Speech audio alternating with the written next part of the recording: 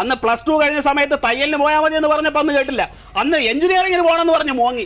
എന്നിട്ടാ എഞ്ചിനീയറിംഗിന് കൊണ്ടുപോയി തള്ളിയത്.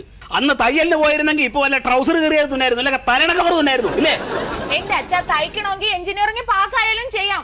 എഞ്ചിനീയറിംഗ് പാസ്സായ എത്രയോ പേര് ഇപ്പൊ തയ്യൽ ജോലി ചെയ്യുന്നുണ്ട്. അതുപോലെ ഞാൻ ചെയ്തോളാം. അച്ഛൻ എനിക്കൊരു മെഷീൻ മേടിച്ചാ. ട്രൗസർ തുന്ന എന്തിനാണ് എഞ്ചിനീയറിംഗിന് പോണത്? ആ മാനേജറുടെ കാലും നക്കി തുടച്ച് 1.5 ലക്ഷം രൂപ ഉണ്ടാക്കിയിട്ട് അയാൾക്ക് കൊണ്ടുപോയി കൊടുത്തിട്ട് നീ അങ്ങോട്ട് ഒരു അവസാനം 100-ൽ 3 മാർക്ക് വാങ്ങി വന്നിരിക്കണവള്.